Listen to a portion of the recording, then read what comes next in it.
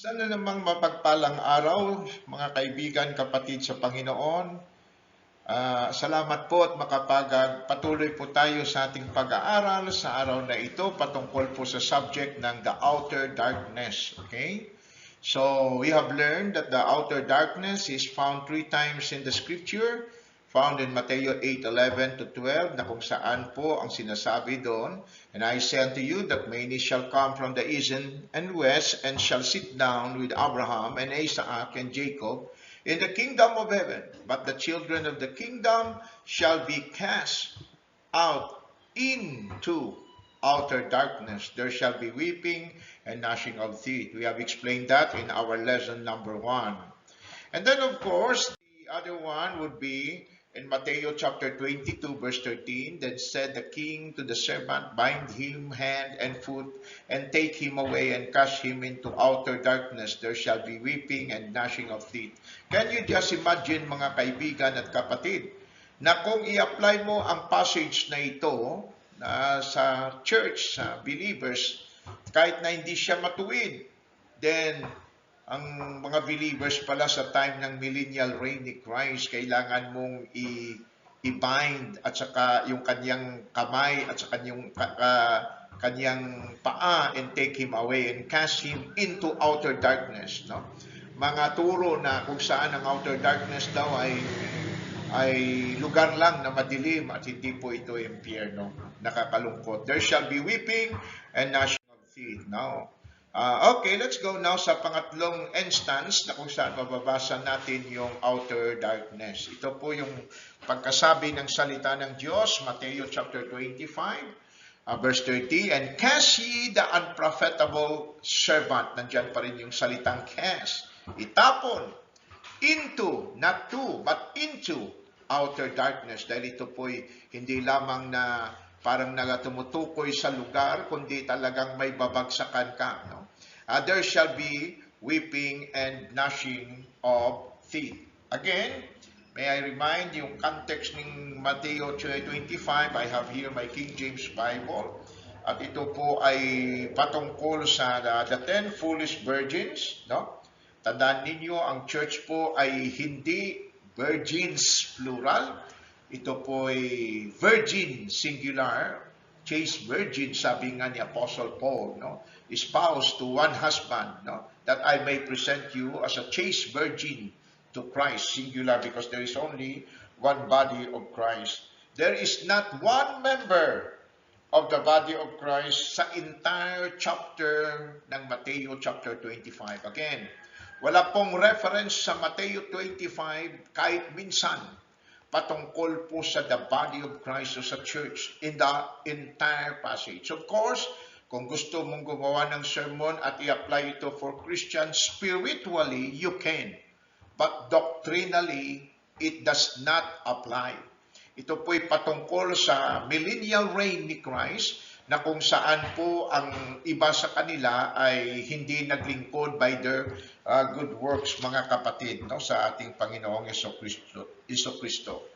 Tulad din ng Matthew 22 ito, hindi po sila ay naghihintay para ikasal sa ating Panginoong Jesucristo, sa bridegroom. Nandyan po sila ayon sa Matthew 25 to meet the bridegroom, no? Because the bridegroom is already married. Ang church sa Luke 12:36, no? The bride of Christ is never referred to as virgins in the plural. She is one. Ephesians 4:4. Chaste virgin singular. Espoused to Christ, and 2 Corinthians 11 verse 2. Malinaw yan, no?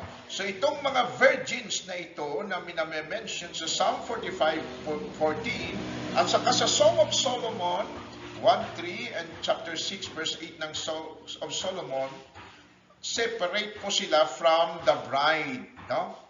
In comparison, pag nag-compare po tayo sa Luke chapter 12, na sana po'y gawin ninyo 35 to 37, itong mga virgins na ito na plural are men who are servants, no? Diyan sa millennial kingdom ni Christ, sa makikita natin that sila po'y mga Jewish male virgins, show up in the tribulation, Revelation chapter 14, verse 1 to 4. Mahaba kasing doctrinal teaching sa millennial reign. Kaya lang magpo-focus lang muna tayo kung ano itong outer darkness na to. So their salvation is connected with works. Kaya mababasa po natin mula sa verse 31 ng Mateo 25, when the Son of Man shall come in His glory and all His holy angels with Him, then shall He sit upon the throne of His glory, Mateo 25:31. And then doon na magsiseparate ang Panginoon sa goats at saka sa mga sheep, no? Sa mga nation.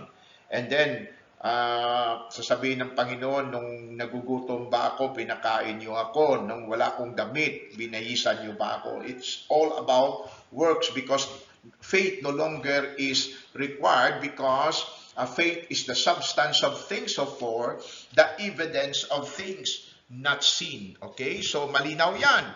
Wala pong koneksyon ng Mateo 25 verse 30 patungkol po sa mga believers. Kaya lang may nagtuturo pa na may judgment pa yata yung mga unprofitable daw na mga believers eh. Kaya nagkaloko-loko yung mga teaching at mga doctrine diyan, no? Dito po sa Mateo 25, nire-represent po ng Lord yan na puro maliliit na letter ang ating Panginoong Lord, okay?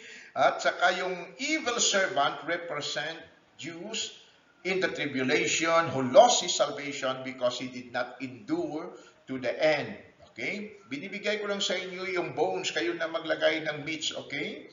Salvation will be dispensed through faith and works sa tribulation, no? Mababasa natin yan, kaya may Book of Hebrews, no? Again, yung mga virgins dyan ay hindi po sila ikakasal sa Panginoon. They are going to meet the bridegroom. Dahil po, tapos na po yung church age. Ika nga'y na-judge na nga yung church doon sa 1 Corinthians chapter 3, 13 to 15. Yung hindi naglingkod will suffer loss. Yung naglingkod, gold, silver, and precious stones, then mayroon sila pong reward. Okay? Now, let us learn something about this. And cast ye the unprofitable servant into outer darkness. We're going to find out kung ano po yung outer darkness dito. There shall be weeping and gnashing of teeth. Now, cast. Ito po yung Webster 1528 dictionary. Ano daw yun? Sabi ni Webster, to throw, to fling, send, to drive by force. Hosea prepared sling to cast stone. Now, that is the meaning of cast. No? To impale by violence. Makikita niyo, to throw on the ground. Wrestling. So, ibig sabihin talagang may power. So, kung believers yung ikaka sa outer darkness at ang outer darkness ay iniba yung meaning nun at doon sila sa labas ay mukhang may away pa yata. May wrestling pa. So, na malungkot. No? So, you check the meaning of cast. Okay? Revelation 20:14, and death and hell were cast. Notice, into the lake of fire. This is the second death. Yan tayo po'y gumagawa ng scripture reference para malalaman natin kung ano po itong outer darkness na ito. Revelation 20:15, and whosoever was not found written in the book of life was cast not to the lake of fire but into the lake of fire. So, lake of fire to, no? Malinaw na malinaw yan, no? Ang death and hell, that is the hell. And verse 14, cast into the lake of fire. Revelation 20 verse 10, atras muna tayo ng konti.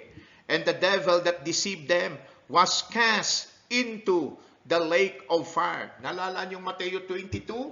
Yung ginapos sa kamay at saka sa paa, it was the devil, mga kapatid.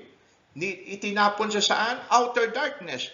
So kung outer darkness lang yung tinapunan, lugar lang pala, at hindi impyerno, then hindi po matutugma dito sa Revelation 20:10.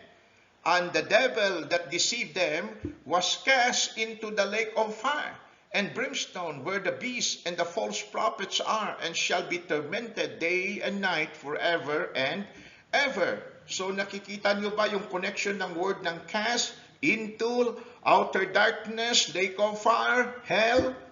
Okay. Revelation 20 verse 3. And cast him into the bottomless pit. Oh. Di ba may smoke na lumabas doon sa Revelation 19? And shut him up and set a seal upon him that he should deceive the nation no more till the 1,000 years should be fulfilled. So kung ang reference ng devil sa Mateo 22, na tinawag ng Panginoon na friend, ng hari doon na friend, na walang wedding garment, ay nalumabas lamang sa outside the kingdom which is darkness, then okay lang yun, di po ba? 2 Peter 2:4, for if God spared not the angels that sinned, but cast them down to hell. Notice the word cast again, connected sa impyerno, and delivered them into chains of darkness, to be reserved unto judgment. Matthew 13:42, and shall cast them into a furnace of fire. There shall be wailing and gnashing of teeth. Kaya hindi ko masisisi lahat ng mga reformers natin. Kaya si Dr. Ruckman, sabi, impyerno ay hell yan ang outer darkness. I'm not saying na siya yung authority natin, pero naman mga kapatid, wala pa nga, alam naman natin na nag-aaral talaga sila ng salita ng Diyos, and then we study also. Matthew 5:29, and if thy right eye offend thee, pluck it out and cast it from thee. Yan pong pagkasabi. For it is profitable for thee that one of thy members should perish, and not thy whole body should be cast into hell. So anong connection? Anong clue? Anong line upon line? Scripture by scripture. Comparing spiritual things by spiritual. Anong ibig sabihin ng cast into outer darkness? Kaya lang may gusto kasing hindi naintindihan yung Matthew chapter 5 patungkol sa tutors and governors. Nakakalungkot.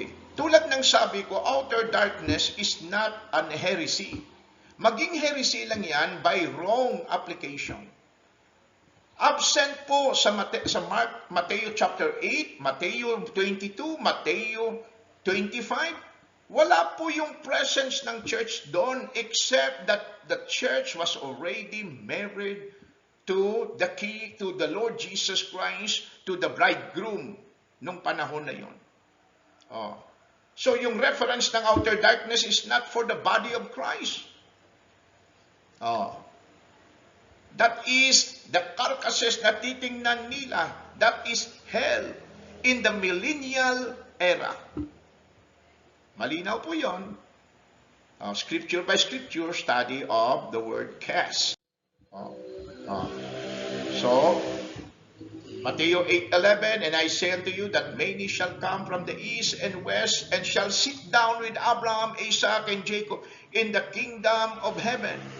But the children of the kingdom shall be cast out into outer darkness. There shall be weeping and gnashing of teeth. Yung children of the kingdom doon, hindi po yun church. Hindi po yun mga believers. It is about millennial age, mga kapatid. Matthew 22, then said the king to the servants, bind him hand and foot, and take him away and cast him into outer darkness. There shall be weeping and gnashing of teeth. Tuwang-tuwa ang devil pag ginawa niyo yung outer darkness na hindi yung impyernos na sinasabi ng Revelation chapter 20 verse 10. Malinaw po pag we compared scripture to scripture. Matthew 25, and cast ye the unprofitable servant into outer darkness, there shall be weeping and gnashing of teeth. Malinaw po. Alam niyo kung ano yung reference? Matthew 25:30, and cast ye the unprofitable servant in outer darkness, there shall be weeping and gnashing of teeth. And then, few verses later, pagkatapos na umupo ang Panginoon sa kanyang trono, hindi niyo ako pinakain, hindi niyo ako binigyan ng pagkain, basahin niyo. And then verse 41, itong pagkasabi, then shall he say also unto them on the left hand, depart from me, ye cursed, into outer darkness? No. Into everlasting fire. Binigyan na ng meaning ng Diyos yung outer darkness sa verse 30.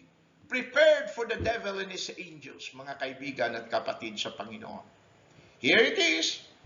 Malinaw pa po sa sikat ng araw. Ha? And besides, mga kaibigan at kapatid, ha? Gusto ko lang ipaabot sa inyo na napag-aralan nyo na ba, nag-aral na ba tayo mga kaibigan at kapatid patungkol po sa I don't want to patungkol po sa kung ano po ang ating Panginoong Hesukristo? Ha? Nag-aral na ba tayo patungkol doon? Did we study about it? Ha? Nakakalungkot kung wala pa. Jesus Christ said, ang Panginoon ay nagsabi, ako ang liwanag ng sanlibutan.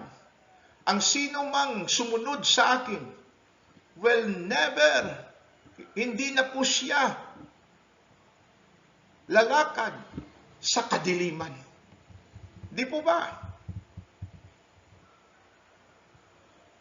Ba't may doctrine tayo na para yung mga believers na ngayon ay nandun pa? Nagsinungaling ba ang ating Panginoong Hesukristo? Ha? Mga kaibigan, mga kapatid sa Panginoon,